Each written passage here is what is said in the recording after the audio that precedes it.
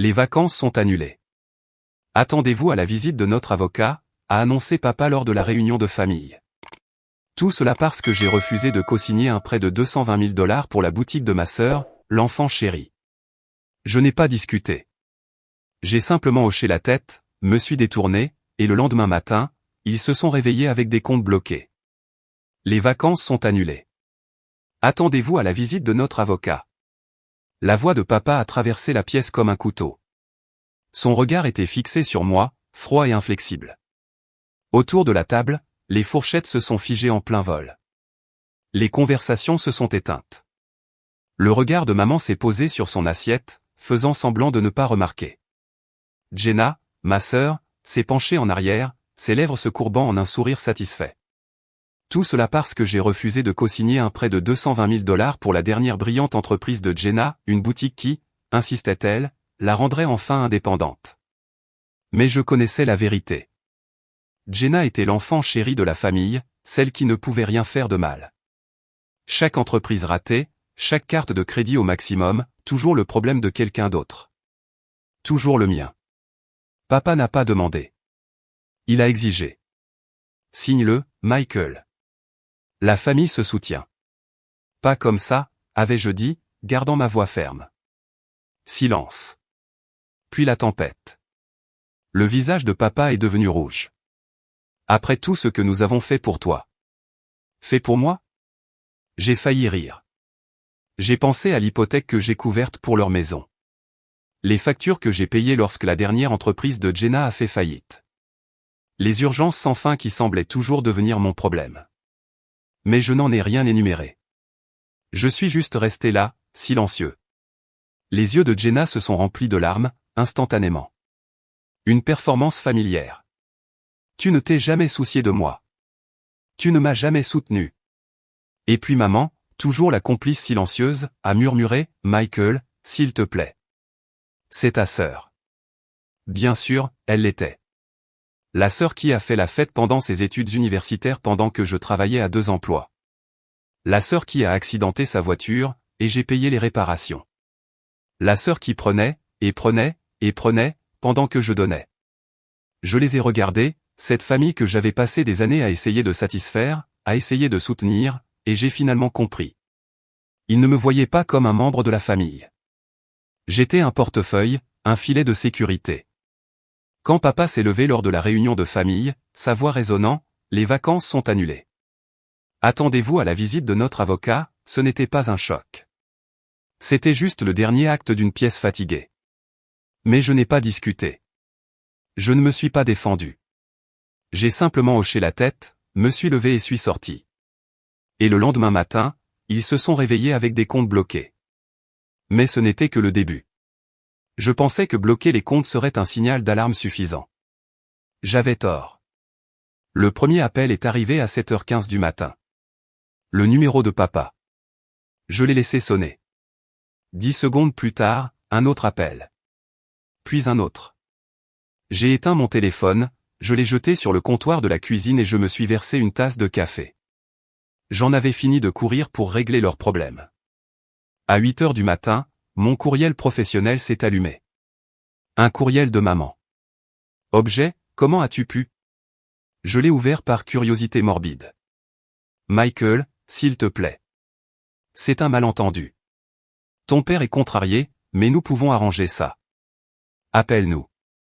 S'il te plaît, arrange ça. C'est ce que j'ai toujours fait, n'est-ce pas?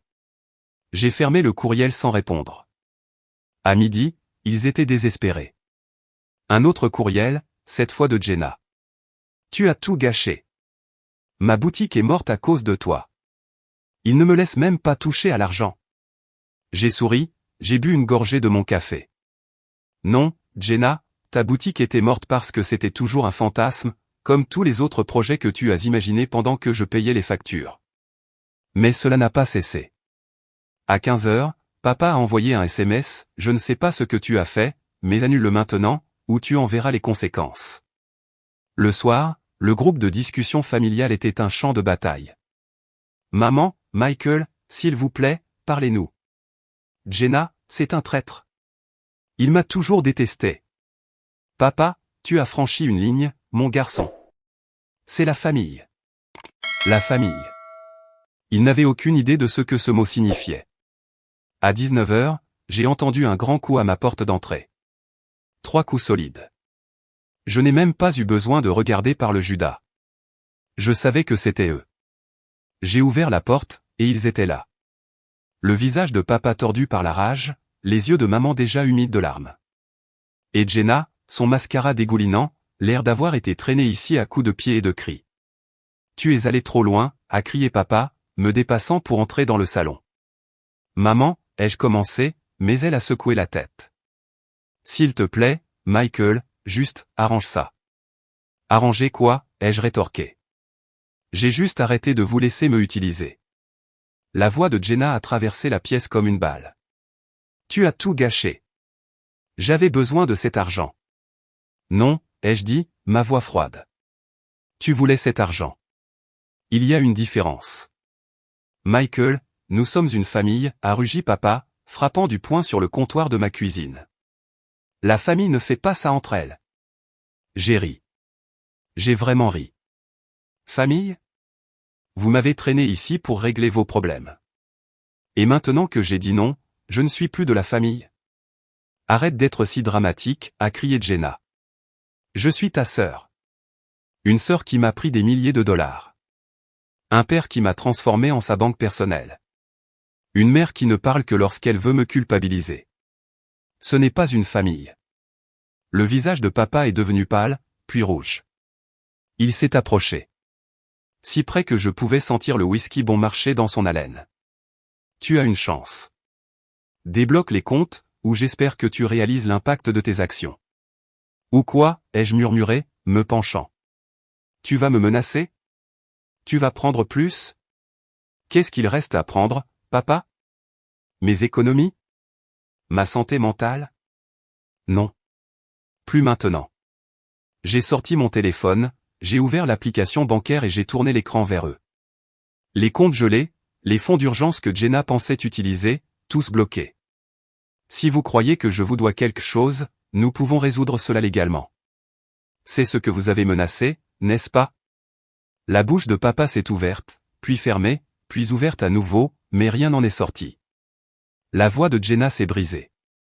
Je vous avais dit qu'il ne s'était jamais soucié de moi. Je vous avais dit. Mais je n'avais pas fini. Je me suis dirigé vers mon bureau, j'ai ouvert un tiroir et j'ai sorti un dossier. Vous voulez savoir combien j'ai fait pour cette famille? Commençons par l'hypothèque. J'ai claqué une impression. Les factures d'électricité? C'était moi. Internet, les courses, les paiements de voiture pour toi, Jenna. Tout moi. Le visage de papa s'est vidé de sa couleur. Tu mens? Est-ce que je mens? J'ai jeté une autre pile. Des impressions de transactions, des virements, des captures d'écran des demandes incessantes de Jenna pour un petit extra parce qu'elle essayait tellement fort. Michael, s'il te plaît, a murmuré maman. J'en ai fini d'être votre filet de sécurité. J'en ai fini d'être celui que vous appelez lorsque vos mensonges s'effondrent. J'ai ma propre vie, et à partir de maintenant, c'est tout ce sur quoi je vais me concentrer. Je me suis dirigé vers la porte, je l'ai ouverte. Sortez. Le visage de papa était tordu par la colère, mais il s'est arrêté, son poing se serrant à ses côtés. Il s'est figé, une décision d'une fraction de seconde traversant ses yeux. Peut-être s'est-il souvenu que sans moi, son château de cartes s'écroulait. Peut-être a-t-il réalisé que je ne bluffais pas. Michael, s'il te plaît, nous pouvons parler, a de nouveau essayé maman, mais je n'ai pas bougé. Sortez. Ils sont partis, claquant la porte si fort que le cadre photo a tremblé. Je suis resté là, à écouter leur voix s'estomper dans le couloir. Les sanglots de Jenna, les murmures de colère de papa, les chuchotements impuissants de maman. Je ne me sentais pas triomphant. Je ne me sentais pas libre. Pas encore. Mais je le serais, car ce n'était que le début. Le jour du dîner de famille, je n'étais pas sûr qu'il se présenterait, mais je me suis assuré d'être prêt. Je ne me suis pas habillé, juste un jean et un t-shirt noir, mais j'avais préparé autre chose, quelque chose qu'il ne verrait pas venir. À 18 h précises, on a frappé à la porte. Je l'ai ouverte pour les trouver, papa, maman et Jenna, debout comme un front uni. La mâchoire de papa était tellement serrée que je pensais que ses dents allaient se briser. Nous sommes ici pour régler cela comme des adultes, a-t-il grommelé, se frayant un chemin à l'intérieur sans invitation. Maman a suivi, se tordant les mains, ses yeux suppliants sans un mot. Jenna est entrée en dernier, les bras croisés, les yeux rouges et furieux. « Asseyez-vous » ai-je dit en fermant la porte. Ils n'ont pas discuté. Papa s'est affalé dans le fauteuil comme s'il en était le propriétaire. Jenna et maman ont pris le canapé. « Michael » a commencé papa, sa voix essayant de paraître calme mais se brisant en dessous, « nous sommes prêts à oublier tout cela si tu arranges simplement ce que tu as fait. Rouvre les comptes. Aide ta sœur avec sa boutique. Redevenons une famille. » Une famille? J'ai ri. C'est comme ça que vous appelez ça? La prise constante, la culpabilité, la manipulation? Arrête de rendre ça dramatique, a rétorqué Jenna. C'est toi qui gâches tout. Non, Jenna, ai-je dit, je dis enfin la vérité. Ses yeux se sont agrandis. Quelle vérité? La vérité derrière laquelle tu te caches. La vérité que tu inventes à chaque fois que tu pleures et que tu cours vers papa. Je me suis penché en avant, sortant mon téléphone. Je pensais que tu pourrais dire ça. Alors je suis venu préparer. J'ai tapoté l'écran, et un enregistrement a été lu. La voix de Jenna, forte et claire, il n'est qu'un distributeur automatique. Il n'a pas d'importance. Je peux toujours le faire payer. Il le fera, ou je ferai en sorte que papa le force. Le visage de Jenna est devenu blanc. C'est faux, a-t-elle crié. Mais même les yeux de maman se sont agrandis. Papa, ai-je dit, tais-toi. Éteins ça. Non, ai-je dit, froid et calme. Vous allez tout entendre. J'ai lancé l'enregistrement suivant. Un appel entre papa et Jenna. Fais-lui juste pression, papa. Tu le fais toujours se sentir coupable. Il signera. Il le doit. Nous sommes une famille. Le visage de papa est devenu rouge. Où as-tu trouvé ça? Où crois-tu? Jenna a été si confiante, si arrogante. Elle n'a jamais pensé que je pourrais conserver des enregistrements. Mais je l'ai fait. La voix de Jenna tremblait. Tu m'espionnes. Tu es fou. Fou, ai-je répété en riant.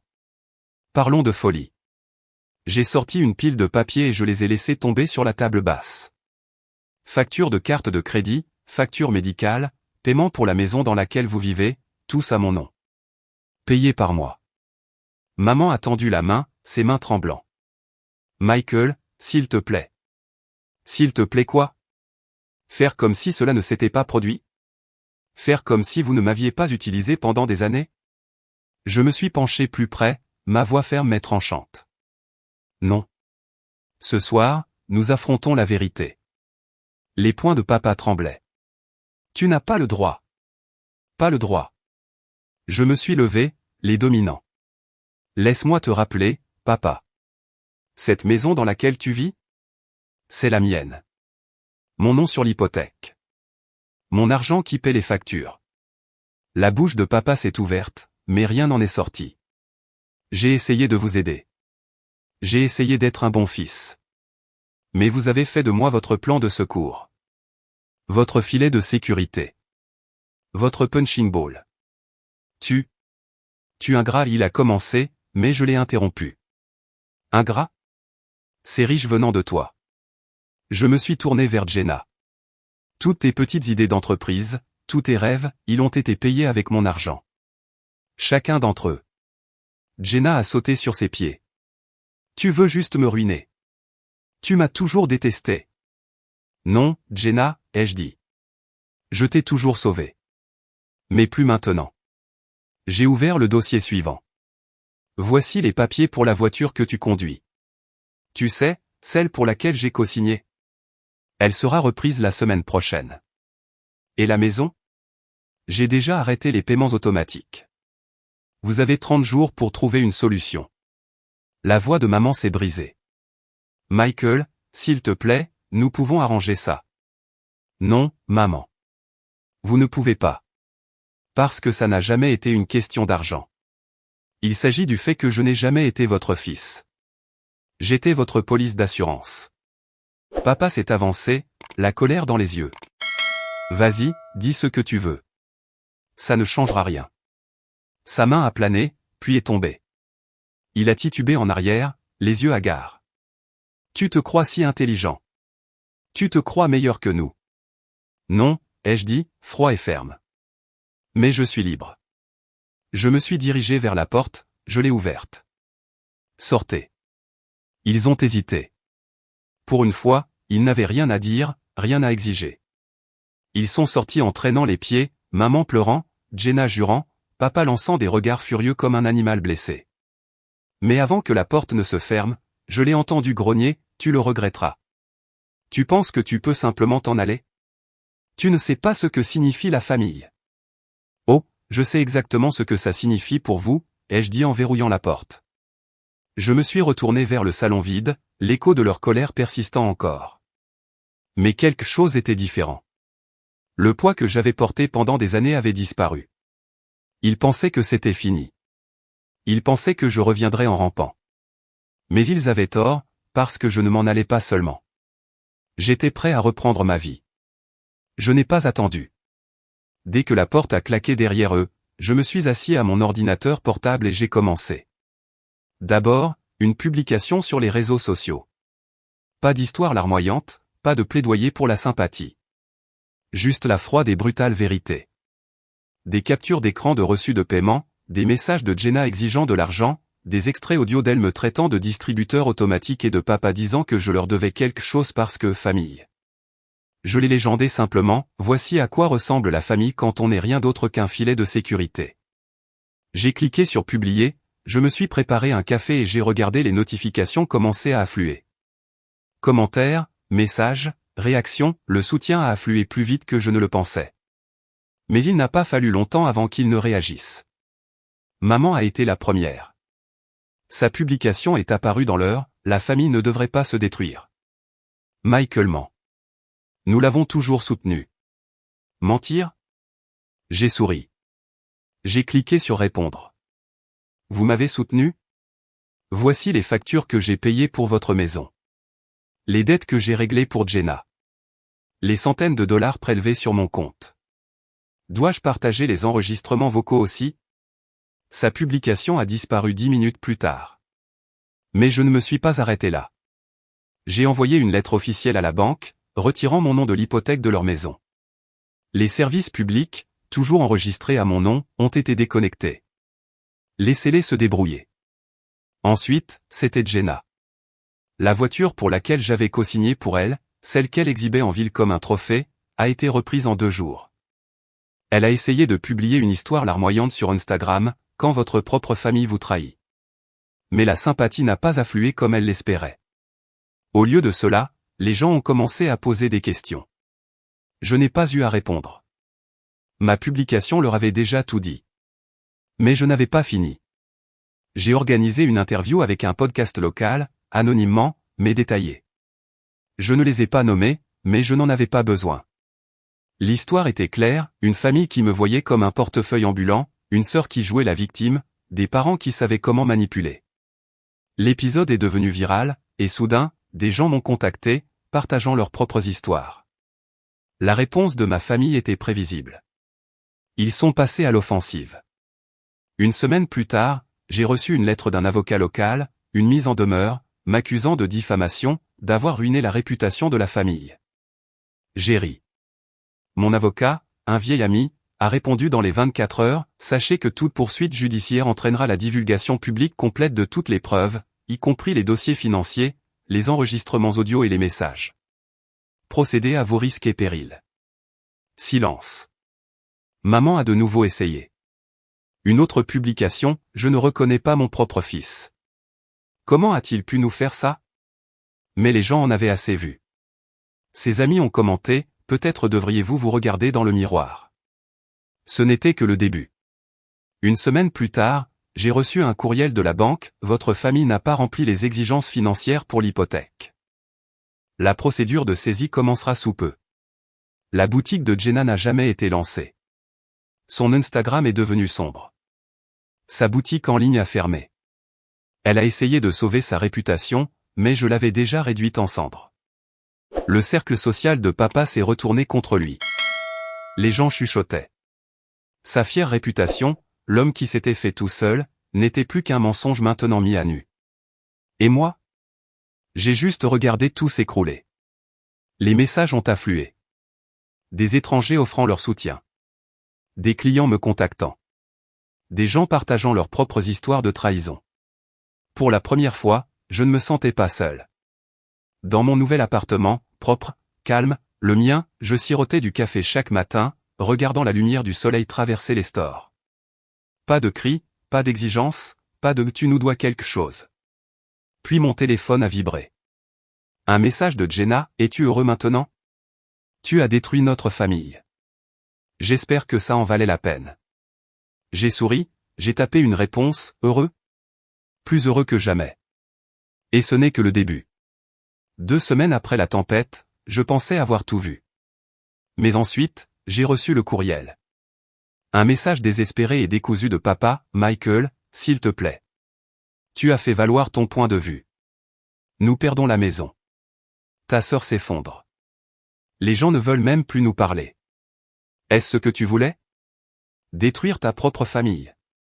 Détruire? J'ai ri. Ils l'avaient fait eux-mêmes. Mais je n'ai pas répondu. 1 heure plus tard, une notification est apparue. Une nouvelle publication sur Facebook. Maman jouant à nouveau la victime, la famille est censée pardonner. Nous avons fait de notre mieux, mais certaines personnes veulent juste faire du mal aux autres.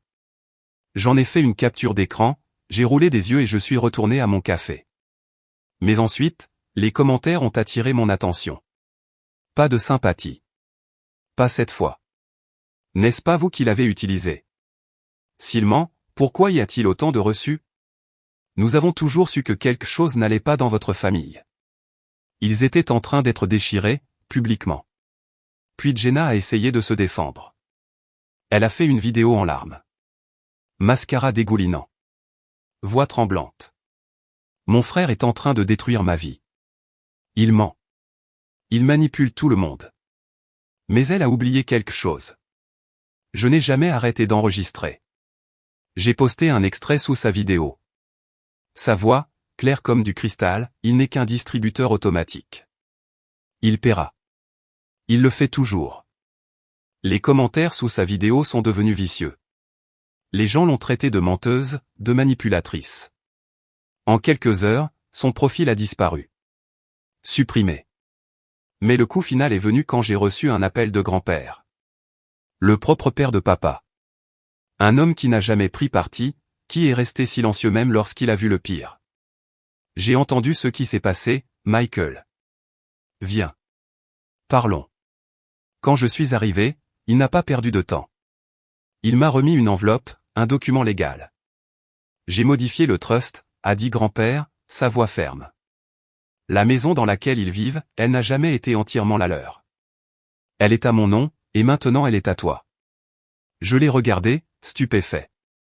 Ils t'ont menti, t'ont utilisé, t'ont fait sentir que tu leur devais quelque chose. J'ai regardé cela assez longtemps. Maintenant, c'est fini. 1 semaine plus tard, un avis légal est arrivé à la maison de mes parents. Ils avaient 30 jours pour déménager.